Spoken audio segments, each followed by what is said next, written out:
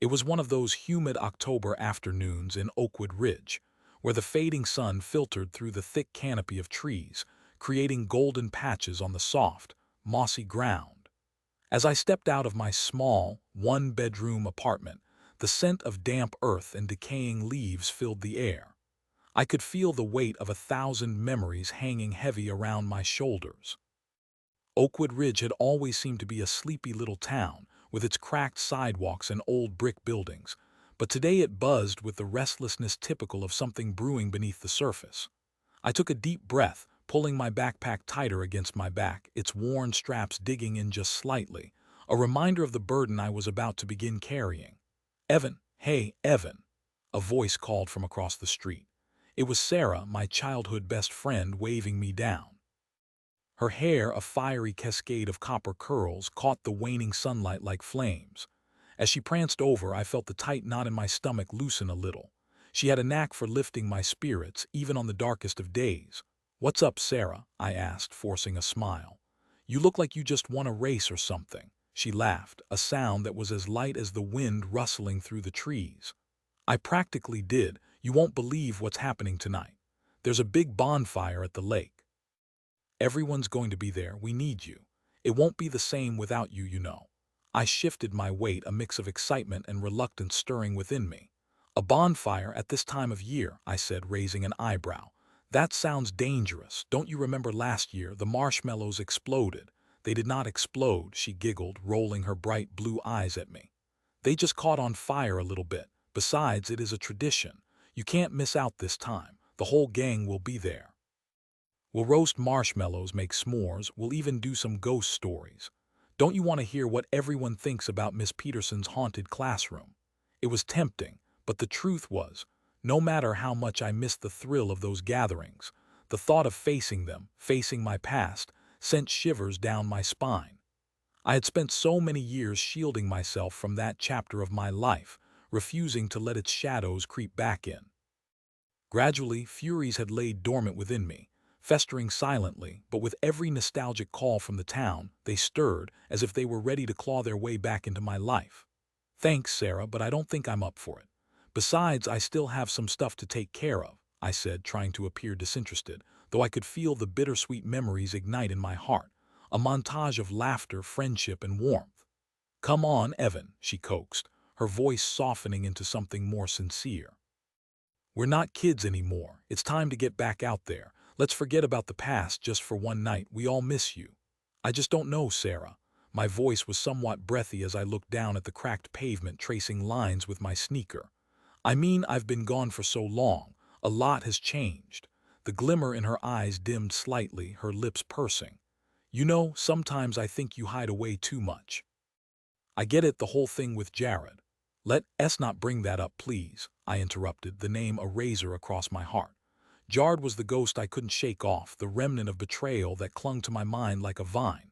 It pained me to admit, yet his actions weren't just a shadow of my past. They were a choking vine that strangled my present. "But Evan, you need to face this sooner or later," she insisted, eyes gleaming with a mix of concern and determination. "Hiding won't solve anything. You can't run from him forever." I felt my heart racing, a drumming in my chest that felt both suffocating and exhilarating. "I'm not running," I said, trying to keep my voice calm. "I'm just being careful." "Careful is not living, Evan," she replied, a note of frustration creeping into her words.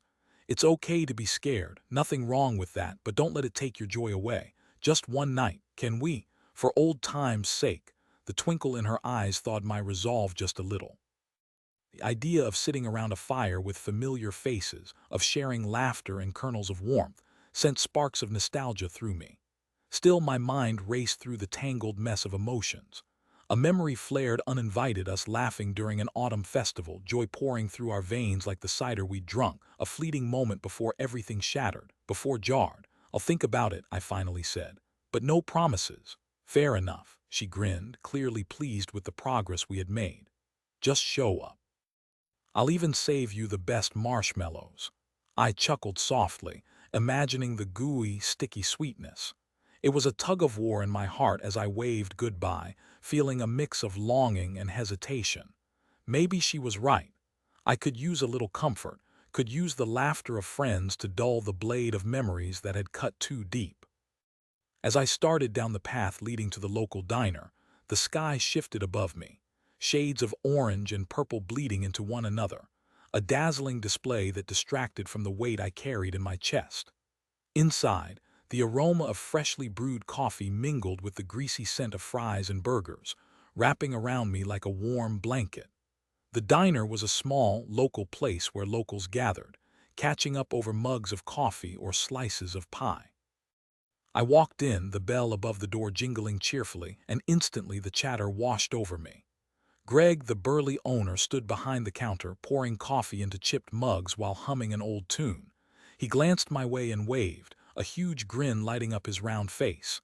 "Evan, good to see you, kid. It's been a while. Coffee?" he asked, his voice booming like a thunderclap. "Yeah, sure. Black, please," I replied, moving over to the counter. I teetered on the edge of anxiety as I tried to swallow the tension in my throat. Greg poured me a steaming cup, the bitter scent curling into my nose, and placed it in front of me with a knowing smile. "You've been out of town long enough. What's going on? You hiding from us? We're worried." I took a sip, the heat washing down my throat while its bitterness grounded me. "Just been busy, you know how it goes." He tilted his head, eyeing me closely, almost like I was a puzzle he was trying to solve. "Busy or avoiding?" "A little of both, I guess," I confessed. "It's complicated." "Tell me about it," he chuckled, nudging his chin toward the booth in the back corner where the usual crew was already seated, Jack, Lucy, and Tom, their laughter bubbling over like soda fizz. "You're missing out on all the stories. Come on, don't be a stranger."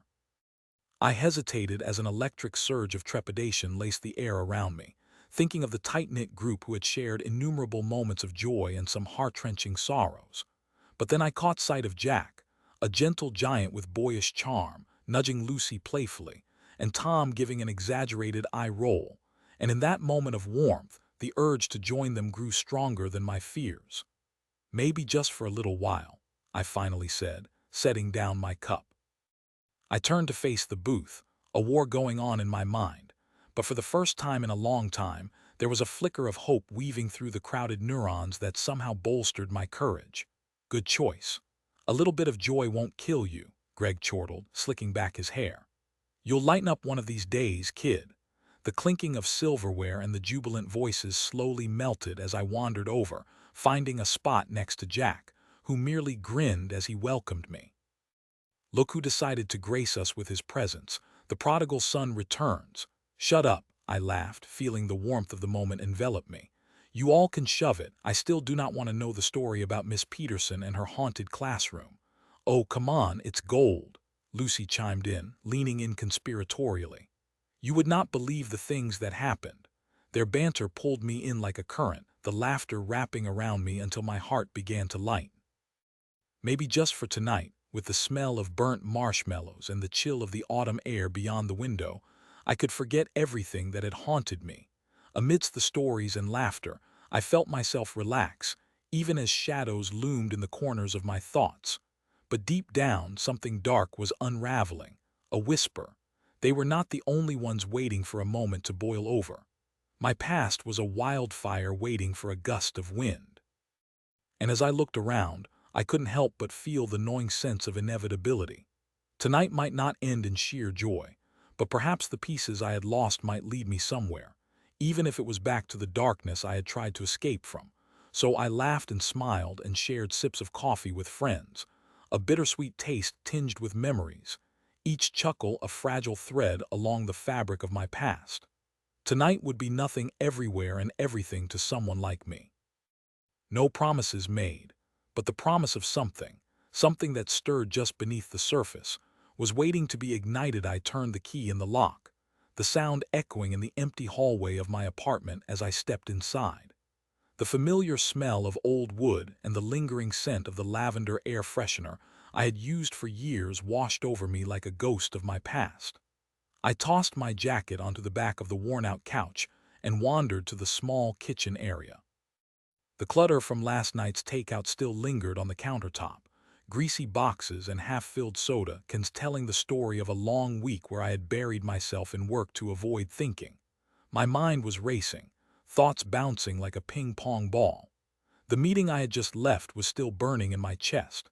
I sank down at the tiny table, the wood surface chipped and scratched, a testament to years of wear from meals shared and forgotten. My eyes drifted to the picture of my brother, Jake, taped to the wall. He was standing in front of our family's old house, that bright smile of his shining like a beacon. It felt like an eternity since I had seen that smile in person, but there was a time when nothing could tear us apart. Life had taken a twisted turn. I exhaled sharply, letting the memories flood my mind unbidden. Jake had always been the carefree one, living in the moment. I often envied him for it. I could see him now, standing there on the porch, the sun lighting his tousled hair, and my heart ached to remember how much I looked up to him. But now everything had changed. The betrayal, the loss, that was what drove me to this point. I reached for my phone, the screen lighting up with messages that I had ignored during the meeting. One from an unknown number caught my eye. "Evan, if you want answers, meet me at the old diner on 5th Street, 10 o'clock tonight." I swallowed hard, curiosity rising within me like a hot flame. I hesitated for a moment, the logic part of my brain warning me against engaging with someone I didn't know. But there was another voice, that deeper, darker part that craved the truth, that wanted answers for the pain I'd been living. Jake's voice echoed in my mind. "You have to confront your demons, Evan. Don't let them win." I glanced at the clock on the wall. It was just after 7. I had a few hours to kill. What should I do? I turned to the fridge, hoping to find something to numb my hunger or maybe even my thoughts. I opened the door and the shelves were mostly empty, save for a wilted cucumber and a half-empty packet of mustard. Not exactly a feast. As I closed the door with a sigh, the phone rang. I almost didn't answer it. Part of me wanted silence in this moment of turmoil. But it was Rebecca, my closest friend. "Hey, Evan, you there?" she chirped, her voice like a breath of fresh air. "Yeah, just getting by," I replied, trying to keep it casual. "Just like that, huh? You sound miserable. What's going on?" There was a softness in her voice, as if she could sense my struggle. "Work is just stressful, you know how it gets," I said, avoiding the truth. "Well, how about a movie night? I can bring popcorn, or we could binge that new series you've been talking about," she offered. I paused, weighing my options. "Could you come over later? I have to take care of something first, something personal." "Personal? That sounds ominous. Is it about Jake again?" she probed gently. "No, well, maybe, just I don't want to talk about it right now. I really appreciate the offer, though. Let's plan for tomorrow." "Sure, but you know I'm always here to listen, right? You can't keep bottling everything inside, Evan," she insisted, her voice turning serious. "I know, Rebecca, I just need some time to sort things out." "All right, just don't be a stranger. I'll text you later." With that, she hung up. I stared at the screen, partly grateful for her unwavering support and partly guilty for shutting her out. I needed to prepare for tonight. The old diner was a relic of my hometown, a place where time seemed to be stuck. I could already envision the neon sign buzzing, casting an eerie glow over the cracked pavement. The place where I had shared countless fries and milkshakes with Jake, our laughter mingling with the clinking of silverware and the chatter of locals. But now, it was the perfect spot to exchange secrets, possibly more sinister ones. By 8:30, I was pacing again, this time physically feeling the weight of my decision pressing down on me. I took a quick shower, letting the hot water cascade over me, washing away the doubts but failing to cleanse the anger. Each droplet felt like it was smoothing the edges of my tangled thoughts but could not erase the image of betrayal that haunted me. The memory of that day when everything had shattered, Jake's face pale as he delivered the news that would change my life forever, stung like a fresh bruise. When I stood in front of the mirror looking at my reflection, I wasn't pleased with what I saw. My dark hair was messy and deep lines of worry etched my forehead. But there was something else in my eyes, a flicker of resolve. I slammed my fist against the countertop, a small cry escaping me. "Enough, Evan. You can't let it end like this."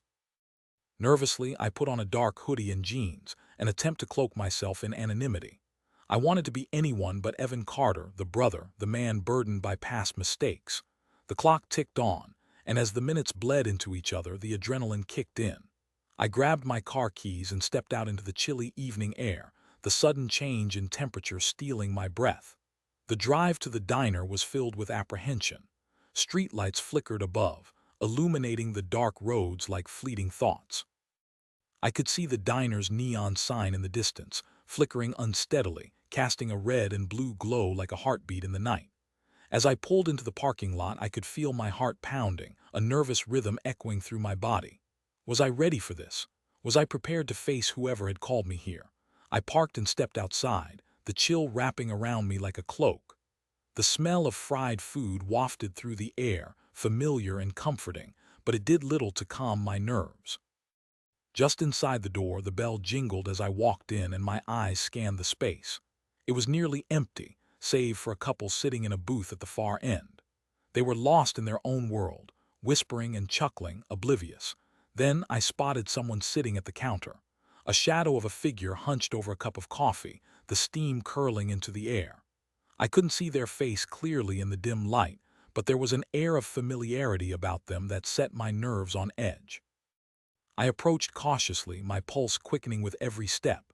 "Evan Carter," the figure said without looking up, their voice low and steady, cutting through the silence like a knife. "Who wants to know?" I shot back, folding my arms across my chest defensively. The person finally turned to face me. A woman, probably in her early 30s, her hair dark and shiny like raven feathers, wore a leather jacket that seemed almost too cool for this outdated diner setting. A silver ring hung from her lip, glinting like a dangling question mark. I could tell she was dangerous, the kind of person who danced on the edge of trouble. "I have information about your brother," she replied, her gaze piercing through the shadows. My heart dropped. "Jake, what do you know about Jake?" She sipped her coffee, her eyes narrowing slightly. "Let's just say he has friends in high places, and not all of them are good." "I already know that. What are you trying to sell me?" I demanded, frustration bubbling.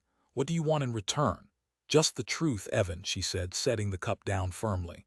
"I know you're hurting, I can help you, but you need to let go of whatever anger is swelling inside you."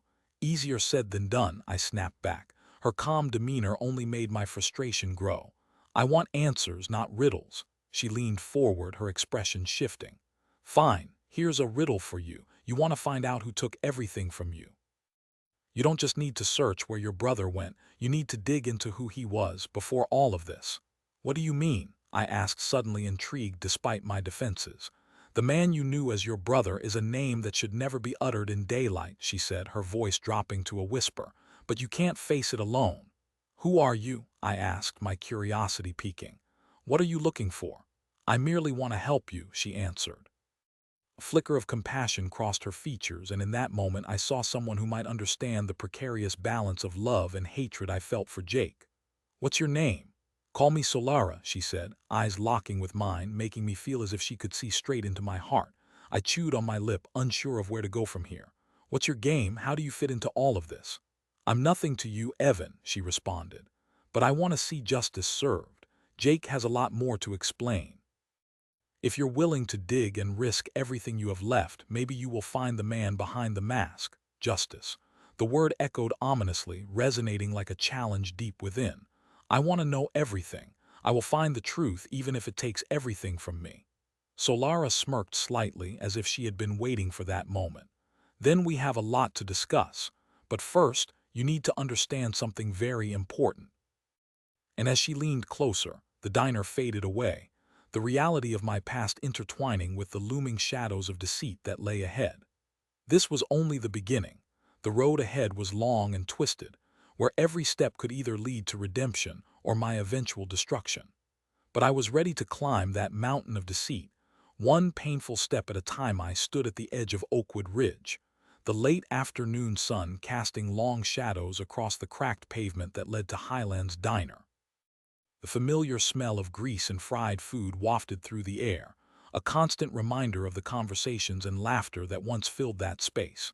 This was a place where memories were made, and the ghosts of my past lingered with every step I took. I clenched my fists, feeling the familiar urge bubbling inside me. Today was different. Today, I would finally confront the people who wronged me. As I pushed open the glass door, the jingle of the bell overhead rang like a distant alarm, signaling my arrival. The diner was almost empty, except for a few patrons scattered in booths, nursing their coffees and donuts. The jukebox in the corner played an old rock tune, its familiar cadence almost drowning out the thoughts racing through my mind. I scanned the diner, my heart beating faster with every second. Where was she? Lexi had a way of appearing when I least expected it, like a shadow creeping closer in the twilight. Evan. A voice broke through my thoughts. I turned to see Tina, the waitress who had served me countless pies over the years, her notepad tucked under her arm. Her blonde hair was pulled back into a messy bun, a few strands framing her face. Haven't seen you around in a while. What can I get you? I forced a smile, but it felt more like a grimace. Just looking for someone, Lexi. Is she here? Her expression shifted as she frowned slightly, leaning closer as if sharing a secret. She's in the back. Not sure if you want to talk to her, though. Things haven't been great since. Since what? I asked, my curiosity piqued. You know, since the whole thing with you and her. People are still talking, bad whispers. I felt a surge of anger as memories of that night flooded my mind, the chaos, the betrayal. Yeah, well, they can keep talking. I need to see her. Tina nodded slowly, concern etched on her face. Just be careful, Evan. You know what she's been through. Thanks. I pushed past her, my heart pounding like a runaway train as I made my way towards the back of the diner. Each step resonated with the weight of unfinished business. As I reached the door that led into the staff area, I paused, taking a deep breath. This was it. The moment I had been waiting for, and yet I was terrified. I knocked lightly, the sound barely making a ripple in the still air. Come in, a voice called from the other side. It was familiar, soft yet tinged with an edge of hesitation. I opened the door, the hinges squeaking as I stepped inside. My breath caught in my throat as I saw her. Lexi stood by the small sink, her back turned to me. She wore a faded crimson apron, its fabric stained with the wear of long shifts. Her dark hair was tied in a loose ponytail, wisps falling across her shoulders. As she turned, the expression on her face shifted from surprise to guardedness. "Evan," she whispered. "Lexi," I replied, searching for the right words as the air between us thickened with unspoken tension. It was as if the space around us held all the fragments of our past, the heart's tenderness wrapped in bitterness. "What are you doing here?" She crossed her arms, a defensive posture that stung like ice water. "I had to talk to you," I said, my voice steady despite the maelstrom of emotions within me. "We need to clear the air. There's so much left unsaid. Clear the air." She gave a humorless laugh, and the sound echoed against the wall like a ghost haunting us. What could there possibly be to say? You made your choice. I clenched my fists again, fighting the old emotions rising to the surface. No, this isn't some simple choice for me, Lexi. You know how everything went down. I was blindsided. Her brow furrowed, and I could see the conflict swirling in her hazel eyes, a mix of hurt and anger. Blindsided or not, you hurt me, Evan. You can't just waltz back in here and expect everything to be fine. It doesn't work that way. Believe me, I know it doesn't work that way. The sting of my own regret wove through my chest, plunging deep into the recesses of my heart. But I'm here now, and I need you to understand why I did what I did. Do you even hear yourself? She snapped, her hands tightening around her arms as if trying to shield herself from the truth. You think you can just explain it away?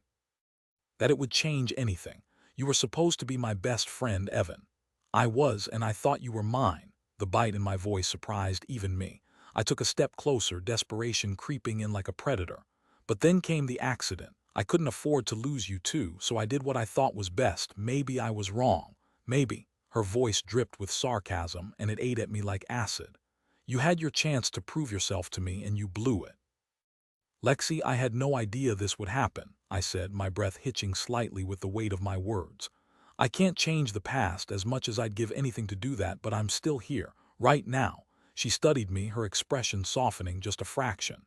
You don't get to just show up and expect me to forget, Evan. Not asking you to forgive me, but I need you to at least let me explain. As I spoke, I watched the storm of emotions play across her face.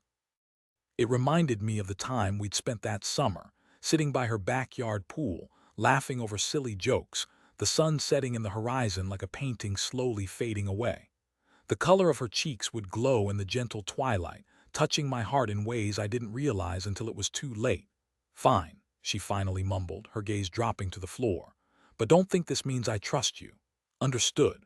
I sighed, relief mixing with tension as we moved to the stool by the small break area. When all of this happened, I felt like I was on a roller coaster, one that I could not control. I never meant to push you away. Your actions pushed me away, Evan. Your choice to ally with Jordan instead of coming clean to me, she said, her tone softening slightly but still laced with pain. You didn't think I needed to know. You didn't think I deserved the truth. I was scared. The words burst forth, raw and unfiltered. Scared of losing you in more ways than one. You were my world, and when that accident happened, it felt like everything was crumbling, like I was losing you to the darkness. Lexi flinched at my words as if I had struck her. You think you were the only one scared. You think I wasn't terrified of losing you too. The day you chose his side, it was like a knife piercing through me. I hate that I hurt you, I said, my voice steadying slightly. Every day it eats at me like poison. I should have told you sooner, and for that I need you to understand this wasn't easy for me. Understand, she echoed bitterly, balling her fists. It's hard to understand betrayal, Evan. That word is filled with so much pain, and it was supposed to be you and me. I know it was supposed to be us, I said, my own heart aching at the reality of our shattered bond. And I don't want to hear your excuses. She cut me off sharply, her eyes narrowing with each word. Excuses don't fix betrayal. I didn't expect you to side with him, not after everything. Please, just hear me out, I urged, leaning in slightly, desperate to close the distance between us, both emotionally and physically. Jordan manipulated me, he turned things against you. You don't know what it was like facing him. I thought I was showing loyalty, but it twisted into something ugly. I lost sight of everything that mattered. Her voice was colder than the wind outside. And now you want to manipulate me with all of this. I can't even trust the words coming out of your mouth. You pushed me aside when I needed you most. Each word she spoke felt like a stone, piling atop my chest as I fought to breathe. I was wrong. I shouldn't have chosen him. I should have defended our friendship, our bond. What he did made everything sour, but I let his lies poison our connection. I don't want to live in this web of manipulation anymore, Lexi. I want to break free and start over. And you think I can just forget, she challenged, a flicker of hope in her eyes. That this is as easy as saying sorry. No, I know it's not easy, I said in a whisper, my heart racing as I felt the walls crumbling between us. But I want you to know I am here now. I want to mend things between us. Lexi turned away for a moment, her silence weighed heavily against the walls that confined us. I could sense the storm within her, the conflict between wanting to forgive and wanting to hold on to the hurt that had festered. I don't want to feel this way anymore, I confessed, my voice barely above a whisper, desperate for her to hear the sincerity in my words. We were so much better together. I miss you. I miss us. When she finally turned back to me, her eyes glistened, shadows of vulnerability creeping in. You think this is easy for me? No, I replied, my heart aching in tandem with hers. But the first step toward mending this has to start somewhere, right? A beat of silence stretched between us, filled with all the words we hadn't spoken, the feelings we tried to ignore. And for the first time in a long while I felt hope, the tiniest sliver but enough to cling to. Slowly, she took a deep breath, glancing down at her hands. I don't know if we can go back to how we were, Evan, but maybe. Maybe we can start somewhere. That flicker of hope sparked into a flame inside of me, igniting the parts of my heart I thought were lost. I want to try, Lexi. I am willing to fight for this for you. Fighting means more than just words, she cautioned, though I could see her walls beginning to crack. I know. Yes, I understand that, I affirmed, my determination rising. I am ready to show you. I just ask for a chance. We stood there, two souls navigating through the labyrinth of our pain, hope intertwining with fear and uncertainty. A resolve filled the space between us, a promise to at least try to cleave through the darkness of our past. Perhaps we could rewrite our story, infusing it with ink of honesty, healing, and redemption. I need time, Evan, she finally said, her voice soft yet firm. Take all the time you need, I reassured her, a smile breaking through the anguish. Because whatever happens from here, I want you to know, I'll be right here. And as we stood facing each other, I felt the weight of two lives hanging in the balance, not just ours, but the way our choices had entwined like vines in an unyielding web. My heart swelled with the knowledge that I had finally taken the leap, that I was ready to confront the past. But lurking beyond our moment of breakthrough was a shadow that warned me this battle was far from over. The web of manipulation had just begun to unravel. The rain fell in thick sheets, drumming against the roof of my little cabin like 1,000 drummers playing an urgent, chaotic symphony. Lightning cracked the sky open, illuminating the room in flashes of blinding white. I sat at the rickety wooden table, my fingers trembling slightly as I stared at the envelope in front of me. It was a final piece of the puzzle, the last weapon in the arsenal I had been building against Daniel Reed. I had spent years waiting for this moment. Now it was here, and I felt the weight of both excitement and dread wrapped around my chest like a vice. I could hear the soft crackle of the fire beside me, flickering shadows dancing along the walls, reminding me of my own dark thoughts. Where had the time gone? I thought back to those afternoons spent dreaming of revenge as a young kid. The anger that burned within me was no longer the naive rage of youth. It was a burning coal of determination. I took a deep breath, inhaling the musty smell of wood and smoke, and reached for the envelope. It felt heavy in my hands, almost like it was alive with potential.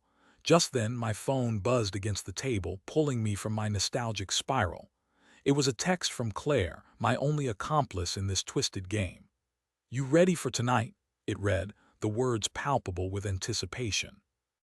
My mind raced back to our last conversation at the local diner, the way she had leaned in, whispering fervently about how Daniel had escaped every consequence, his smile a mask that hid his malevolence. "I can't believe he got that bonus," Claire had said, her voice low and intense, her eyes flashing determination. "After everything he did to you, it's infuriating." I nodded, choking on the fury that threatened to resurface. "It's like he thinks he is invincible. Like the world bends to him," I replied, clenching my fists under the table. Her fingers danced across her coffee cup, her eyes narrowing. "What if we make it so he finally pays? We have to show him that he is not above the law or friendship or humanity."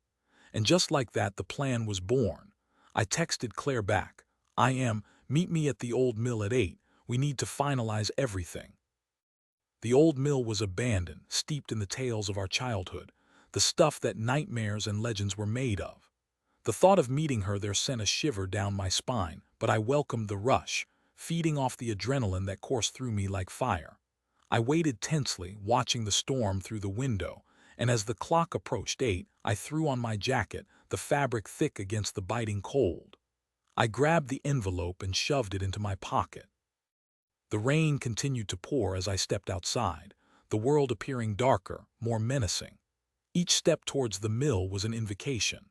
My heartbeat echoed in my ears, drowning out the sound of raindrops hitting the ground. As I arrived at the mill, the towering structure loomed like a ghost from the past, its broken windows staring down at me like hollow eyes. The wind howled through the crevices, a chilling reminder of all the ages that had passed since its glory days. I could almost hear the laughter of children playing nearby, echoing back to a simpler time, before betrayal and malice had corrupted everything I once honored. I spotted Claire leaning against the rusted door, her silhouette framed by the yellow light spilling from the old lamp she had brought. The rain drenched her dark hair, glistening like silk against her pale skin. When she saw me, her face lit up with a fierce energy. "Evan, you made it," she called out, her voice ringing with the vibrancy that always drew me in. "Of course I would.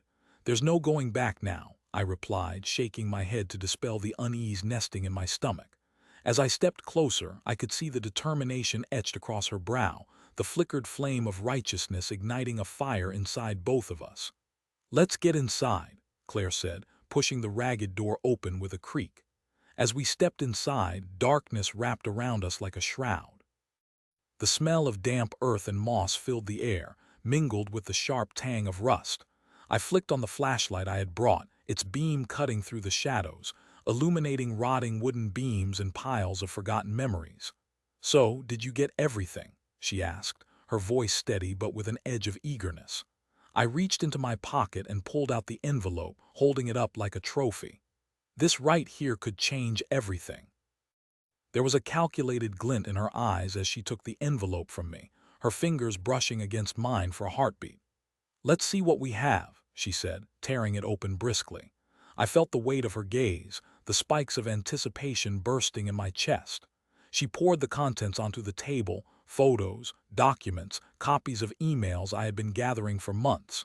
each piece a thread woven into the complex tapestry of Daniel's deceit.